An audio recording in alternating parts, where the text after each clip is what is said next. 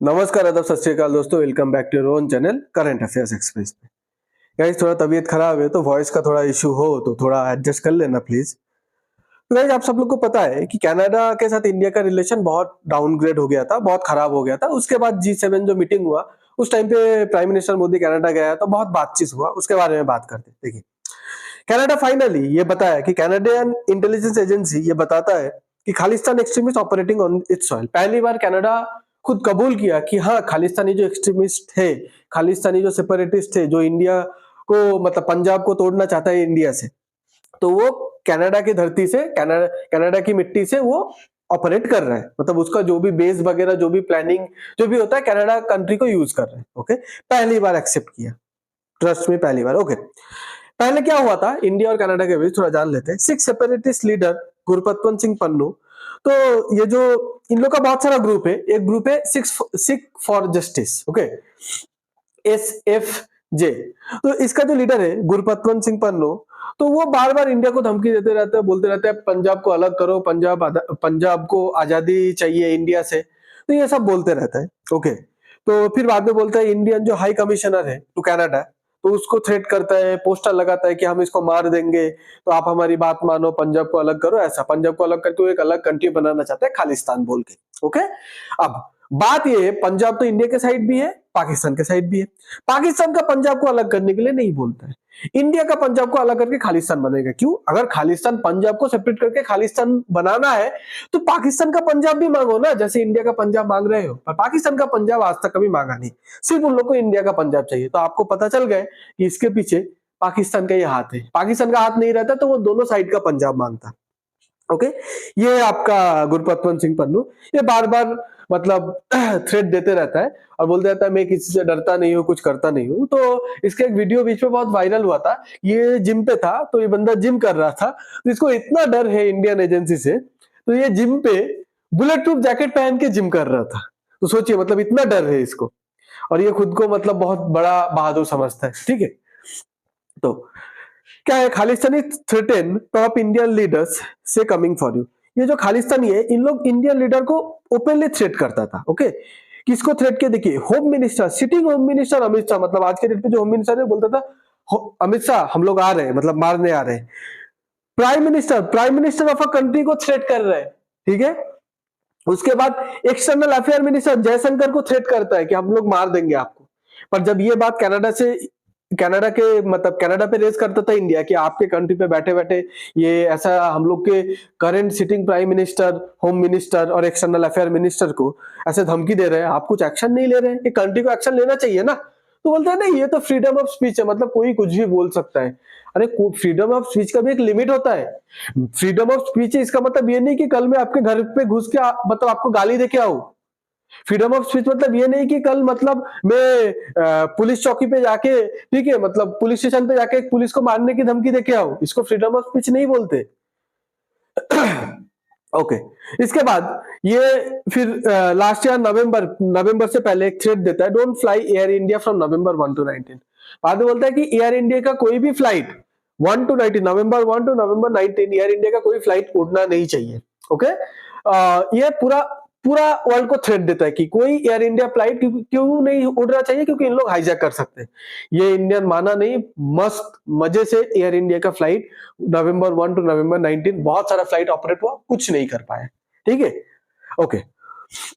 उसके बाद इन लोग का एक लीडर था, मतलब इन लोग का तो मेन लीडर गुरपतवंत सिंह पन्नू है, इसके नीचे एक लीडर था जो पूरा फील्ड का काम संभालता था, ग्राउंड लेवल पे वर्क करता था, तो उसका नाम था निज्जर। ओके, तो एक दिन क्या होता है, निज्जर अपने बेसमेंट पे जाता है, अपने जो बिल्डिंग पे रहता है, तो बेसमेंट पे जाता है पार्किंग पे, उधर से अपना गाड़ी लेके निकल रहा है, तो एक बाइक करके गनमैन आता है, उसको शूट कर देता है, तो निज्जर मर जाता है।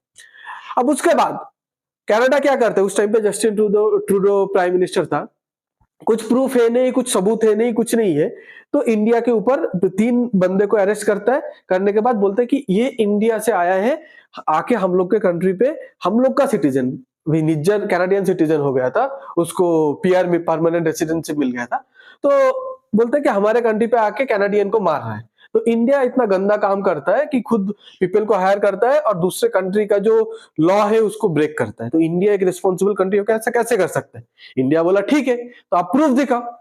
आज तक प्रूफ नहीं दिखा पाया, ठीक है, कि इसके पीछे इंडिया का हाथ है। ओके, उसके बाद आप G7 समिट पे जब मोदी जाने वाला था कुछ दिन पहले, तो ये खालिस्तानी बहुत प्रोटेस्ट कर रहा था कि हम लोग, मोदी आएगा तो उसको प्रोटेस्ट करेंगे, उसको आने नहीं देंगे, मार देंगे, अटैक करेंगे, ये करेंगे। तो हम लोग का जो यूनियन मिनिस्टर हरदीप सिंह पुरी है, उन्होंने बताया था किराए के टट्टू, मतलब टट्टू मतलब होता है वो पोनी होता है ना। ओके, तो किराए का ये है, मतलब रेंटेड पोनी। ओके, तो जो भी है, तो पहले सीधा सीधा बता दिया था कि ये किराए का टट्टू है, पाकिस्तान के उधर से पैसा आता है। ठीक है, आप बोल रहे पाकिस्तान से पैसा आता है, पाकिस्तान के पास कब से पैसा आने लगा? तो एक भिखारी के पास कैसे पैसा आने लगा? देखिए, भिखारी के पास पैसा नहीं रहता, बट अगर आप भिखारी को भीख दोगे तो उसके पास पैसा रहेगा ना। तो ये जो IMF, अमेरिका पाकिस्तान को डेवलपमेंट के नाम पे जो पैसा देता है, आज तक तो पाकिस्तान डेवलप कभी हुआ नहीं। हुआ रहता तो हर साल भीख नहीं मांगना पड़ता, हर साल लोन नहीं मांगना पड़ता।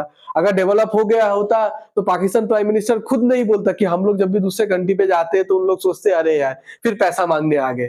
ठीक है, तो जो भी है, तो पाकिस्तान ये सब पैसा यूज करता है कि ये सब खालिस्तानी जो प्रोटेस्टर है सबको 500, 1000, 2000 रुपए देता है, बोलता है ऐसे प्रोटेस्ट करना है इंडियन एम्बेसी के सामने, मोदी आ रहे हैं उसके सामने। तो ये भाड़े का है, रेंटेड है, कल पैसा नहीं देगा तो आएगा भी नहीं। ओके, तो इंडिया के खिलाफ इतना एंटी इंडिया काम चल रहा है, पर आज तक कैनेडियन प्राइम मिनिस्टर आज तक कभी एक्शन नहीं लिया। अब बोलेंगे इतना हमदर्दी क्यों है, इतना प्यार क्यों है खालिस्तानी के ऊपर? अभी बताता हूं। देखिए, उस टाइम पे जब जस्टिन ट्रूडो प्राइम मिनिस्टर था कनाडा का, तो बोलता है India made horrific mistake in violating Canadian sovereignty. मतलब कनाडा का संप्रभुता तोड़ के, ओके, वायलेट करके इंडिया ने बहुत बड़ा गलती किया। इंडिया बोला ठीक है, हम लोग वायलेट किए तो प्रूफ दो ना कि हम लोग ही वायलेट किए। वायलेट हुआ है मानता हूं, पर हम लोग वायलेट किए ये प्रूफ दो ना। हम लोग प्रूफ दे चुके हैं। अरे दे चुके, इंडिया बोल रहा है तुम प्रूफ पूरे दुनिया के सामने रखो, मीडिया पे रखो। ठीक है, मीडिया पे रखो। आज तक मीडिया के सामने वो प्रूफ रख नहीं पाया। ओके ओके, अभी how Canada came to name Amit Shah. अब कनाडा डायरेक्टली इंडिया का सिटिंग होम मिनिस्टर को ब्लेम करता है कि ये जो निज्जर का जो मर्डर हुआ है ना, इसके पीछे इंडिया का हाथ है। अब पूछा गया इंडिया में किसका हाथ है, बोलते हैं Indian home minister Amit Shah का हाथ है। मतलब आप समझ पा रहे हैं, इंडिया पे एक मर्डर होता है और आप बोलते हैं इसके पीछे डोनाल्ड ट्रंप का हाथ है, जब डोनाल्ड ट्रंप एक सिटिंग प्रेसिडेंट है अमेरिका का। ठीक है, तो कितना बड़ा ब्लेम है कंट्री के ऊपर। देखो, ये पार्टी कांग्रेस हो, बीजेपी हो, आम आदमी पार्टी हो, डीएमके हो, पार्टी कुछ भी हो, एक बात सबको मानना चाहिए कि yes, Narendra Modi is our prime minister. Whether you hate BJP और you love BJP, that is different. तुम बीजेपी से प्यार करो, कांग्रेस से प्यार करो, बट एक जो सच है कि हमारा वो प्राइम मिनिस्टर है। हमारे अंदर हम लोग कुछ भी क्रिटिसाइज कर सकते हैं प्राइम मिनिस्टर को, क्योंकि डेमोक्रेटिक कंट्री पे रहते हैं। ठीक है, बट जब बाहर से करते हैं, बाहर से कोई प्राइम मिनिस्टर या होम मिनिस्टर को, ओके, कैसे बोल सकता है? तो ये कंट्री के ऊपर बहुत बड़ा इल्जाम था। ठीक है, उसके बाद देखिए जस्टिन ट्रूडो इंडिया के अगेंस्ट में ये सब कर रहा था, तो ये रिलेशनशिप है एकदम सबसे हिस्ट्री पे, इंडिया और कनाडा के बीच जो रिलेशन है सबसे निचली स्तर पे चले गया था 2024 पे। वो भी किस लिए? ये खालिस्तान वगैरह ये सब के लिए। ओके, तो ये जस्टिन ट्रूडो क्यों कर रहा था? जस्टिन ट्रूडो ये सब कर रहा था क्योंकि वो एक कोलिशन गवर्नमेंट चलाता था। मतलब उसका पूर्ण बहुमत नहीं था, उसका मेजोरिटी नहीं था पार्लियामेंट पे, कैनेडियन पार्लियामेंट पे। तो उसको एक पार्टी सपोर्ट करता था, जो पार्टी बनाई था खालिस्तानी लोगों से। मतलब उसको खालिस्तान से वोट मिलता था, तो वो खालिस्तान को कभी नाराज नहीं करना चाहता था। इसीलिए वो इंडिया के अगेंस्ट में जाके अपना कंट्री का रिलेशन खराब करने के लिए रेडी था इंडिया के साथ। बट वो अपना वोट बैंक पॉलिटिक्स के लिए ये सब, मतलब इंडिया के साथ रिलेशन इतना खराब कर दिया। ओके उसके बाद क्या होता है, दोनों कंट्री के बीच रिश्ता बहुत बिगड़ जाता है, तो दोनों एक दूसरे का डिप्लोमेट को निकाल देते हैं। मतलब कनाडा का जो हाई कमिश्नर था इंडिया पे और इंडिया का जो हाई कमिश्नर था कनाडा पे, दोनों एक दूसरे को डिप्लोमेट को निकाल देते हैं और बोल देते हैं कि हमारा और कनाडा के बीच कोई डिप्लोमेटिक रिलेशन नहीं। ओके, फिर वीजा सर्विस भी सस्पेंड कर देता है। देखिए, डिप्लोमेट एक दूसरे ने निकाल दिया, वीजा सर्विस सस्पेंड कर दिया। मतलब इंडिया ने बोला कि कोई कैनेडियन को हम लोग वीजा नहीं देंगे इंडिया आने के लिए। अभी आप सोचेंगे अरे कितना कैनेडियन आता है इंडिया पे, सब इंडियन ही तो कनाडा पे जाते हैं। देखिए, ये सबसे बड़ा मास्टर स्ट्रोक था। देखिए, मैंने आपको थप्पड़ मारा, पूरा दुनिया देखा, आपने मुझे थप्पड़ मार दिया, चलो हो गया। मैंने तुम्हारे डिप्लोमेट को बाहर निकाला, आपने मेरा डिप्लोमेट को बाहर निकाला, पूरा दुनिया देखा कि चलो दोनों एग्रेशन दिखा रहे, हो गया। बट मैंने तुम्हारा मतलब मैंने वीजा, मेरा जो वीजा सर्विस था कैनेडियन लोगों को जो इंडिया वीजा देता वो सस्पेंड कर दिया। अब ये करने के बाद सब वर्ल्ड सोचेंगे ना कि अरे यार इंडिया इतना बड़ा मतलब कनाडा जैसे कंट्री को इतने इंसल्ट किया कि वीजा ही सस्पेंड कर दिया, बोलते कोई कैनेडियन को आने नहीं दूंगा इंडिया। अब सेम चीज कनाडा नहीं कर सकता, चाके भी नहीं कर सकता। क्यों? कि बहुत ही कम कैनेडियन इंडिया पे आते हैं, बट इंडिया से बहुत सारा स्टूडेंट जाता है कनाडा पे। कोई जब इतना सारा स्टूडेंट कनाडा पे जाता है, कैनेडियन मतलब देखिए स्टूडेंट जाके कनाडा पे पढ़ रहे हैं, पैसा दे रहे हैं, वो पैसा कहां का पैसा है? कनाडा से तो नहीं कमाया। जो स्टूडेंट जा रहा है उसका पापा पैसा दे रहा है, उसका पापा कहां से कमाया? इंडिया से कमाया। तो इंडिया का बहुत सारा मनी कैनेडियन इकोनॉमी पे जाता था। कैनेडियन इकोनॉमी पे इंडियन स्टूडेंट बहुत कंट्रीब्यूट करता था in the name of education, education के नाम पे। तो कनाडा चाह के भी इंडिया के लिए वीजा सर्विस बंद नहीं कर पाए, क्योंकि बंद कर देगा तो उनका बहुत बड़ा लॉस होता। तो इसीलिए इंडिया जानबूझ के ये किया कि वीजा सर्विस सस्पेंड करता, क्योंकि कनाडा ये कर नहीं पाएगा। और कनाडा का भी फाइनली कर भी नहीं पाया, क्योंकि उसको पता है कि वीजा सर्विस दोनों साइड से होगा तो इट्स नॉट इक्वल, तो मतलब हम लोग बहुत लॉस पे जाएंगे। ओके, उसके बाद कनाडा का जो एनडीपी पार्टी है, देखिए अब एनडीपी को खुश करने के लिए, क्योंकि एनडीपी सपोर्ट कर रहा था जस्टिन ट्रूडो का पार्टी को पावर पे रहने के लिए, फिर ये एनडीपी को खुश करने के चक्कर पर जस्टिन ट्रूडो पूरा अपना इमेज खराब कर लिया। ठीक है, इंडिया के साथ रिलेशन खराब किया, बहुत सारा कैनेडियन खुद नाराज हो गया कि इंडिया जैसा इंपॉर्टेंट कंट्री के साथ तुम अपना रिलेशन खराब कर रहे हो। बाद में क्या होता है, ये जो कनाडा का जो एनडीपी पार्टी है, ये एनडीपी पार्टी का मतलब हेड है, और ये मतलब पूरा आप इसको देख ही पा रहे, ये पूरा खालिस्तानी है। ये कनाडा पे पार्टी बना लिया, पर इसका पार्टी में हार्डली कोई कैनेडियन है, मोस्ट ऑफ द पंजाबी है, और वो खालिस्तान को सपोर्ट करते। तो इसका सपोर्ट बनाए रखने के लिए इतना एंटी इंडिया हो गया था जस्टिन ट्रूडो। बाद में क्या करता है, ये एनडीपी पार्टी खुद का सपोर्ट छीन लेता है, जो ट्रूडो का जो लिबरल पार्टी था उससे खुद का सपोर्ट छीन लेता है, सपोर्ट वापस ले लेता है, तो ट्रूडो का पार्टी गिर जाता है। ठीक है, उसके बाद गिरने के बाद कनाडा का नया प्राइम मिनिस्टर बनता है, जो आज के डेट में मार्क कार्नी, जिसके साथ प्राइम मिनिस्टर G7 पे जाके मिलके। मार्क कार्नी आने के बाद सब बोलने लगा कि इंडिया कनाडा का रिलेशन अभी इंप्रूव होगा।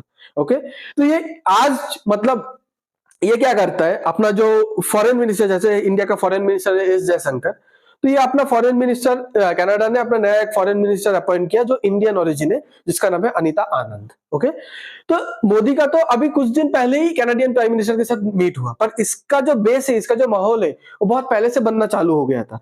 तो देख पा रहे हैं कि एस जयशंकर अनीता आनंद के साथ in the month of January February के टाइम पे ही बात करने लगा था, दोनों के बीच बातचीत चल रहा था कि मोदी आएगा ऐसे, मतलब in the month of May June, तो एक बेस बना रहा था, तो बन गया। फिर उसके बाद क्या होता है, नरेंद्र मोदी जाता है G7 समिट पे।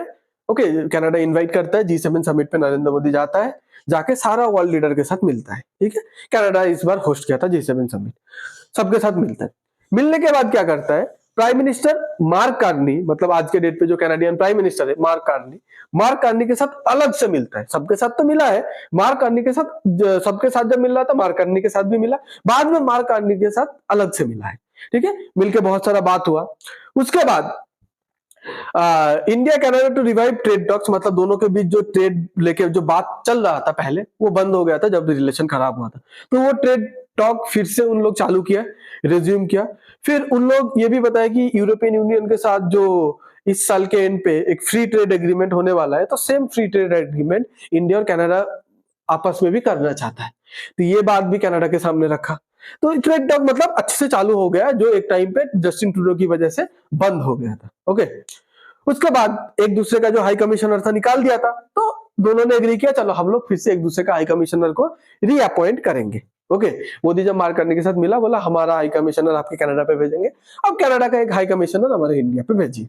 ओके, उसके बाद कैनेडियन इंटेलिजेंस एजेंसी, ये सब होने के बाद देखिए धीरे धीरे लाइन पे आ रहा है कनाडा, ट्रेड टॉक हो गया, हाई कमिश्नर हो गया। फिर आपको क्या लगता है, अगर कैनेडियन प्राइम मिनिस्टर नहीं चाहता तो इंटेलिजेंस एजेंसी कभी ये बात बोलता? तो मतलब कैनेडियन प्राइम मिनिस्टर ने ये बताया अपने इंटेलिजेंस एजेंसी को, अभी इंडिया के अगेंस्ट पे जाके कुछ फायदा नहीं है, इंडिया के साथ रहना पड़ेगा। इसीलिए इंटेलिजेंस एजेंसी पहली बार ये एडमिट किया, हाँ खालिस्तानी जो एक्सट्रीमिस्ट है वो कैनेडियन सॉइल से ऑपरेट कर रहे हैं। कनाडा को अच्छे से पता चल गया कि आज के डेट पे इंडिया उसके लिए बहुत ही इंपॉर्टेंट कंट्री है, क्योंकि यूएस कनाडा के लिए उतना इंपॉर्टेंट नहीं रहा। डोनाल्ड ट्रम्प आने के बाद डायरेक्ट बोलते हैं कनाडा कोई कंट्री बनने का लायक है ही नहीं, कनाडा को यूएसए का 51st स्टेट बन जाना चाहिए। 50 स्टेट है, 51st स्टेट बन जाओ, कनाडा अपना कंट्री बनने का लायक है नहीं। ये पूरा कनाडिया को मतलब कैनेडियन को एकदम सच्चाई पता चलता है। अब कनाडा यूएसए को बहुत क्लोज दोस्त मानता था, यूएस भी क्लोज एलाई, क्लोज दोस्त, क्लोज फ्रेंड, क्लोज पार्टनर मानता था। बट बाद में क्या हुआ, बाद में जब यूएसए अपने दुश्मन के ऊपर टैरिफ लगा रहा था, लाइक मेक्सिको, चाइना, उसके साथ कनाडा को भी ऐड कर दिया, उसके ऊपर भी टैरिफ लगा दिया। तो तब कनाडा को एक रियलिटी चेक मिला कि हम लोग यूएसए को दोस्त मानते थे, अभी यूएसए अपने दुश्मन कंट्री के साथ हम लोग को भी ऐड कर लिया। तो कनाडा को थोड़ा रियलिटी चेक मिला, तब सोचा नहीं, इंडिया के साथ रिलेशन खराब नहीं कर सकते, ये कनाडा को अच्छे से पता चल गया। अब कार्नी क्या करता है, ये सब करके धीरे धीरे वो डैमेज को रिपेयर कर रहा है जो डैमेज ट्रूडो करके चले गया था। India Canada now on a path to reset ties, मतलब एक फिर सेम रास्ते पे इंडिया कनाडा चलना चाहता है ताकि दोनों के बीच रिलेशन ठीक हो जाए। ओके, अभी कनाडा के लिए the need of the hour is to diversify itself from US. में आपको जो बताया कि कनाडा जो पहले यूएस करता था, अभी यूएस से खुद को अलग करना पड़ेगा कनाडा को, वो पता चल गया। Carney earlier this month announces international intention to boost Canada's defence spending. Canada क्या करता था, अपने सिक्योरिटी के लिए यूएस के ऊपर डिपेंड करता था। कनाडा बोला नहीं, हम लोग को भी खुद का सिक्योरिटी बनाना चाहिए, क्योंकि हम लोग आज डिफेंसलेस है यूएसए के भरोसे। कल अगर यूएस हम लोग के ऊपर अटैक कर दिया तो कौन बचाएगा हम लोग को। तो कनाडा क्या किया, अपना डिफेंस स्पेंडिंग इंप्रूव करने के बारे में सोचा, ठीक है, डिफेंस स्पेंडिंग बढ़ाएगा, while promising to reduce Ottawa's strategic dependence on the US। और ये भी बोला कि हम लोग का जो यूएसए के ऊपर जितना डिपेंडेंस है, हम लोग जो यूएसए को इतना मानते हैं, वो भी धीरे धीरे कम करना पड़ेगा। ओके, उसके बाद देखिए, अब मीडिया ने कैनेडियन प्राइम मिनिस्टर को पूछा, ये जो निज्जर का जो किलिंग हुआ था, शूट हुआ था, तो उसके बारे में आप क्या बोलेंगे। ठीक है, अभी भी मतलब अभी आप क्या बोलेंगे उसके बारे में। अभी ये जस्टिन ट्रूडो होता तो अभी बोल देता उसके पीछे तो इंडिया का ही हाथ है, हम लोग तो आप लोग को बताया, इंडिया को ब्लेम कर देता, पर इधर इंडिया का नाम नहीं लिया। मार्क कार्नी बोला नीड टू बी केयरफुल, मुझे सतर्क होना पड़ेगा, क्योंकि वो जो केस है निज्जर का, वो अभी जुडिशियल का मतलब जुडिशियरी उसको देख रहे हैं, मतलब वो केस अभी कोर्ट पे चल रहा है, तो मैं उसके बारे में कुछ कमेंट नहीं करूंगा। तो मतलब इंडिया को नाराज नहीं करना चाहे, इंडिया के अगेंस्ट में बयान देके। ओके, तो आपको ये पूरा स्टोरी अगर समझ में आता है तो please like, share and subscribe.